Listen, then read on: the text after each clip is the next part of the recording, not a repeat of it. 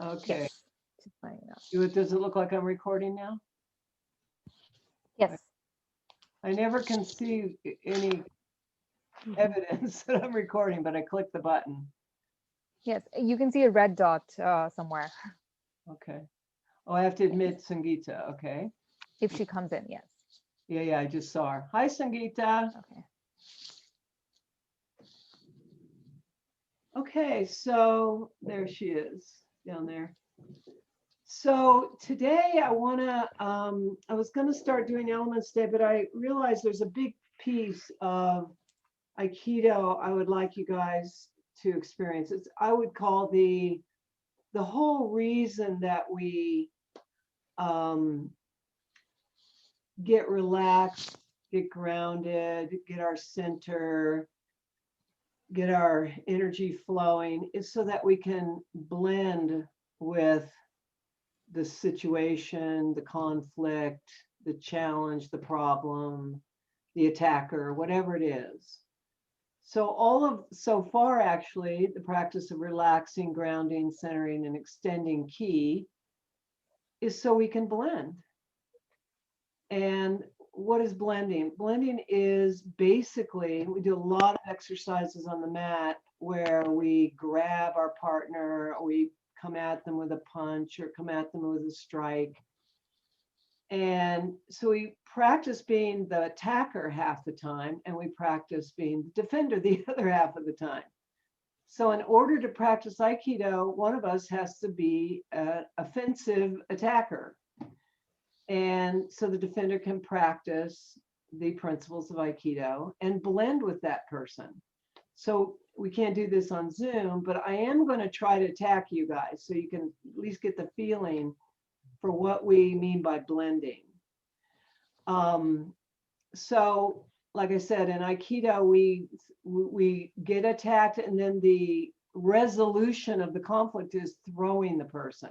We do that very gently, and it's actually pretty fun. So we also practice a lot of rolling and going to the ground and falling and getting back up. And it's really good exercise for what you were talking about, Lauren, for aerobics, getting your legs strong, getting your abs strong. But learning how to fall safely is a big part of the being an uke. So we call it an uke, and uke actually means, it says attacker here. It is the attacker.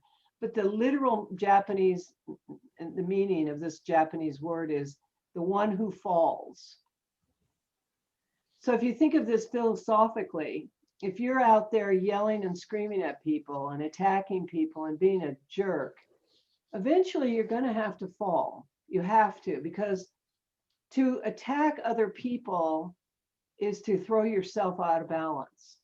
And people who are out of balance in some form or another fall. They either have a nervous breakdown, or they lose their job, or they become a drunk, and then their family leaves them out. All these are ways that we fall in our life. And then the whole act of falling is actually, if you look at it from the big picture, is a opportunity to wake up. If we're way out of balance, and some people can go, maybe they're very wealthy or very beautiful, so they can get away with being a jerk for a long time, right? So it's actually better if we fall. The sooner we fall, the better we wake up, the sooner we wake up, kind of thing. So that's kind of the metaphor of being an attacker, the one who falls. So we don't feel bad about throwing people when we're being the Nage. Metaphorically, the Nage is the one who allows you, by blending with your imbalanced negative energy, they allow you to fall. But they're there because as the Nage actually means the one who throws. That's actually what it literally means, the one who throws. So we don't feel bad about that, because we know that this person who's screaming and yelling has to take a fall to wake up. So we actually blend with them and assist this happening sooner. So an example of what we often see in life, though, is people misbehave, act terribly, and we what's called enable them, right? we don't say anything. We're not practicing being a good Nagi.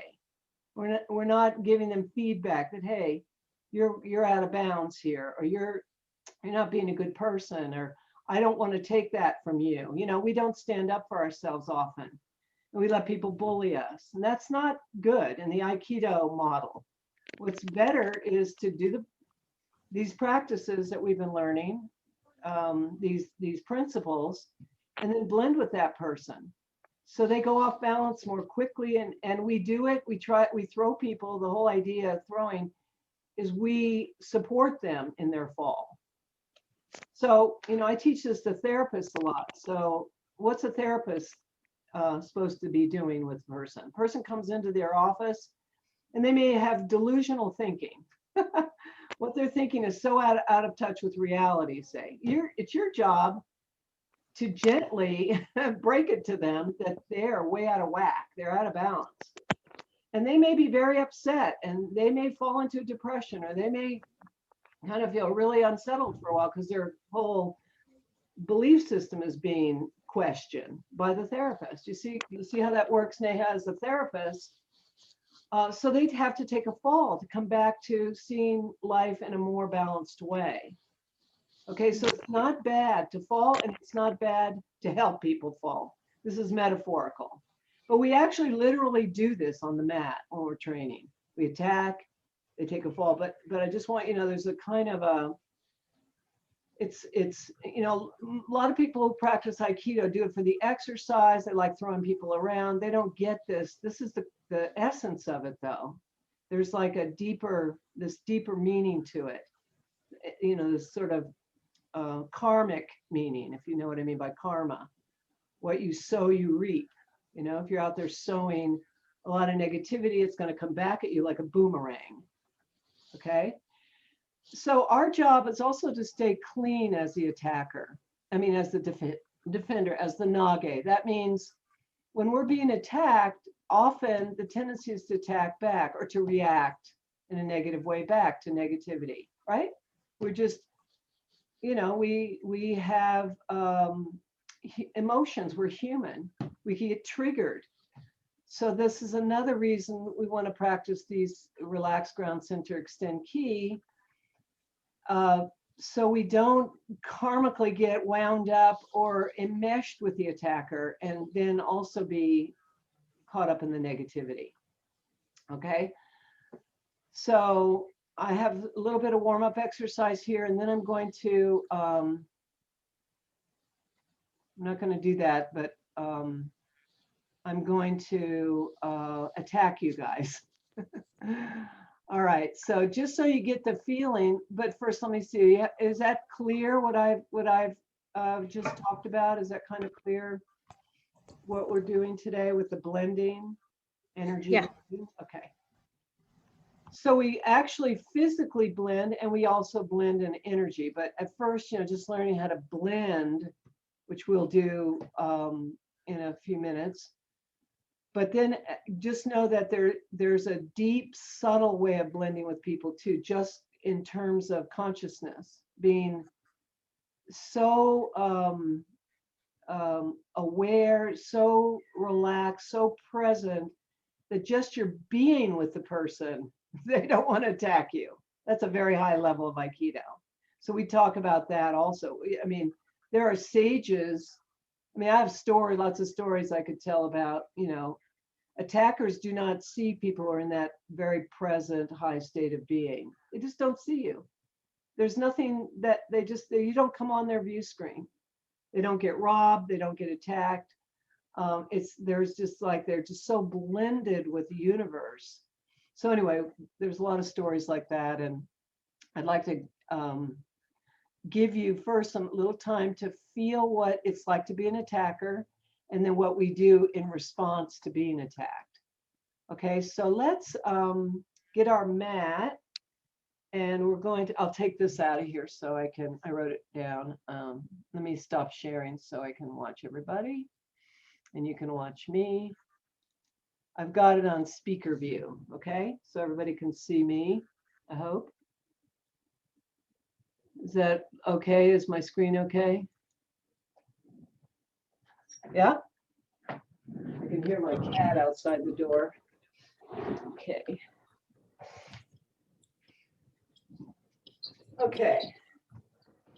So let's just start first with a little breathing, get in our bodies, our heaven and earth breathing. So take about a shoulder width stance. I don't know if you can see my feet. Bend your knees a little, just shake or just like at your knees, just let yourself bounce a little bit. Take a deep breath in, let it go with a sigh. Feel a little bounce in your heels. Deep breath in, let your belly relax when you breathe out. Let everything just drop down. Let your arms shake. Bounces on the heels. Feel your center line. As you breathe in, up, feel the center line going up, and as you breathe out, feel it going down into the ground.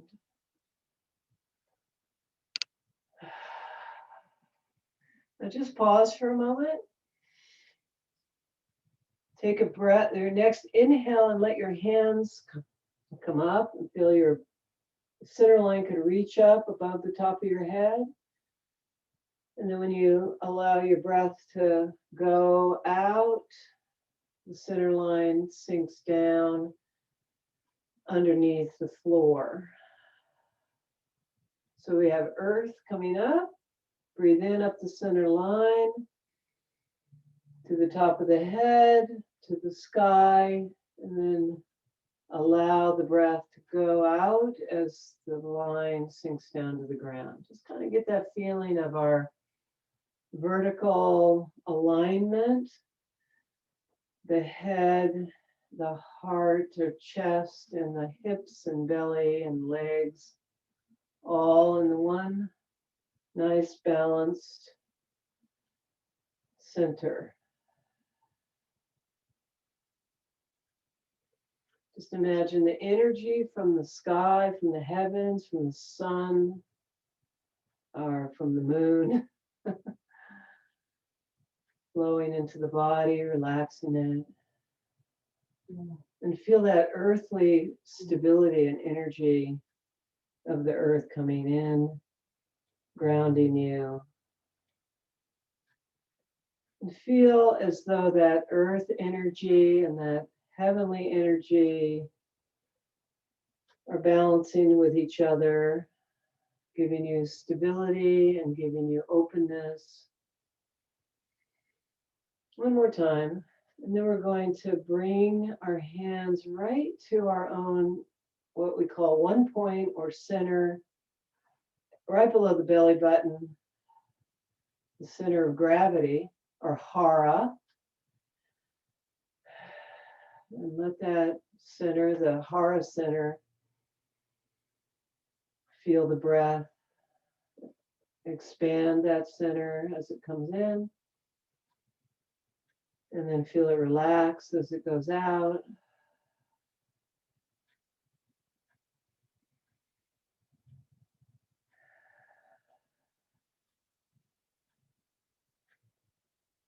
Now bring one hand on your back, on your lower back, right on the other side of your front hand, as if you could hold your hara front and back, breathing into the back of the hand,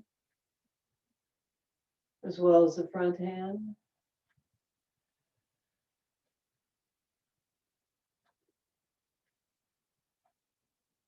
Now let your hands just shift over to the right and left side, on the side of your hips, and you could breathe into the front back and also to the left, right. Like a big sphere, a ball, expanding in all directions. And then feel the ball is like squeezing it out like a sponge. Now we have a spongy ball. Take a nice deep breath. Soak in all that energy from the heavens and the earth. And squeeze it out. Any old, tired energy. stressful energy. And as you breathe in, new flow comes in.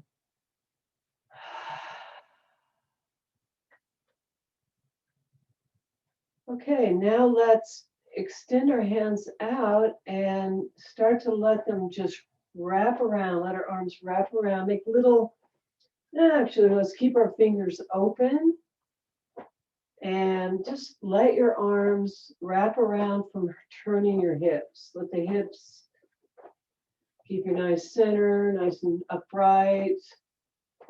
Feel the hips extending your arms out and wrapping around the back. Now, when you let your arms extend out, let your fingers extend. So just very gently feel the energy flowing out your fingers as they make little circles, semicircles in front of you.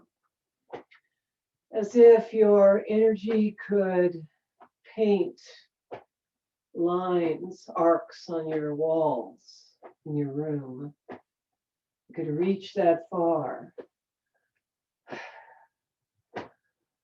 Okay.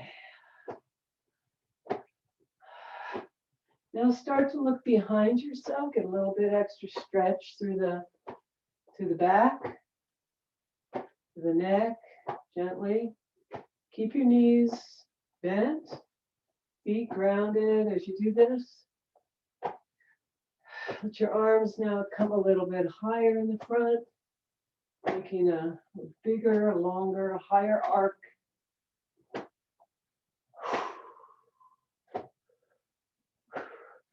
And now middle.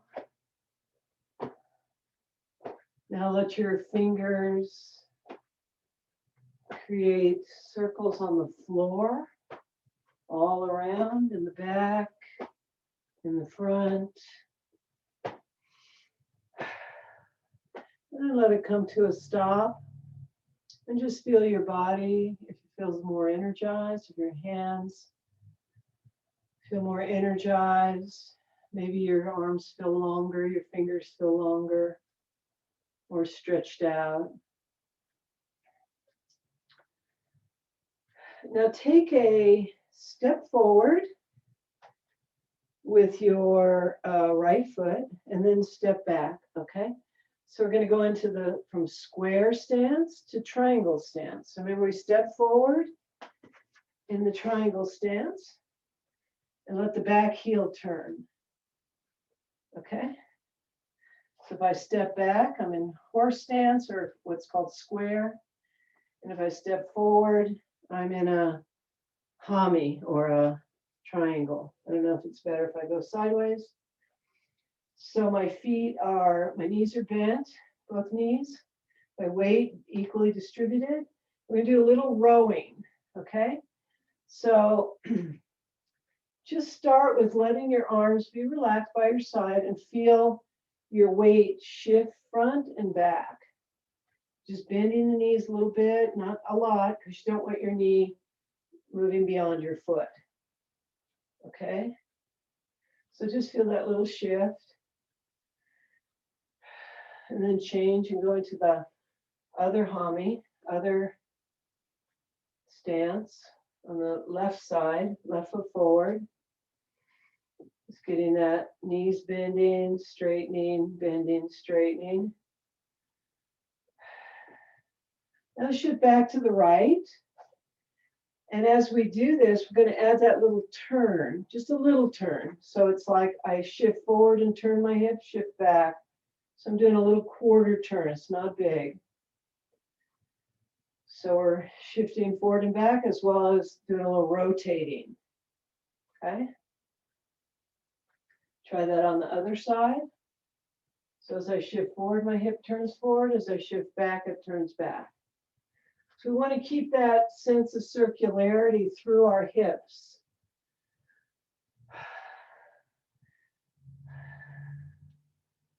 Okay. So just before we get into learning a little attacks, this is the basic form. Okay, we always would attack from say I'm going to do a slow motion punch. It's always the same sense of turn the hip, okay? Turn the hip. So if I go back into horse stance for a moment, and we do our turn the hip sideways punching, remember that? Did it a couple weeks ago. So that it's as if the fist and the elbow come out of the hip joint, okay? The shoulder stays really relaxed and down. So the whole body is punching. I do it on this side. Okay, so let's just practice that a moment. You want to breathe out when you punch. Breathe in when you return. Let the punch come back, the fist come back to the hip. So breathe out, back. Breathe out, breathe in. So you really want to blow it out, you know, feel that whole, and then back like a spring.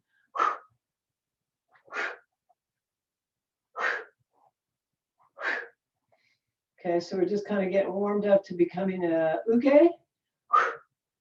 You want to line your breath, your movement, and your eyes to the direction you're attacking. So in this case, I'm going to my left, to my right.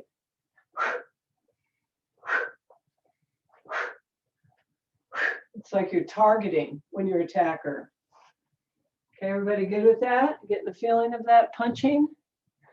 I think we did this before. It's kind of a way to get some hot energy or aggressive energy out, practicing just using ki and stuff. So let's now take it into this punch into a triangle. So we're back into our triangle. And we're shifting forward, shifting back, and are letting our arms just be like waves, really gentle. So this is like a watery energy. Shifting back, shifting forward, little hip turn, little hip turn. When you go out, you want to let your wrists bend. When you come back, you let your wrists flex. You breathe out, breathe in. Feel those little waves. Feel the movement come from the hips.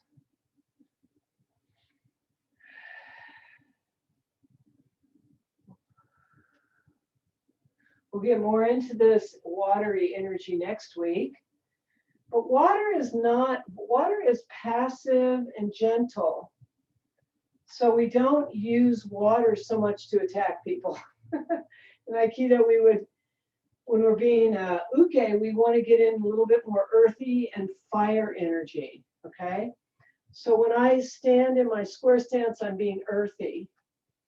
And when I'm punching out and targeting and focusing on an attack, I'm using fire, okay? So when we stand in the triangle stance, I'm coming out of earth and I'm getting a little bit more into action or fire because it's like a point out there. So let's stand in right hami, our right triangle, and bring your fist to your hips. And what we're going to practice is taking a step forward and then punching, okay? So it's as if my attacker is right there in front of me and I want to come in, I want to punch. All right, so you're targeting. You can imagine a pillow or a punching bag too, okay? So you step in and you punch. And because, you know, you're imagining it, you can really let it out, right? Ha! Now, in the Aikido class, we actually stand in front of the person punching and we ask them to please give me your best energy, but don't really punch me. But here you can really like punch them. Punch that bag or punch that pillow or punch that person because you're supposed to be being an attacker. So you step in and you punch, step in and punch. And we'll do one more and and then the other side. There we go. And you want to make sure you're stable. Okay, so we don't get hurt. Okay, now we're going to do the right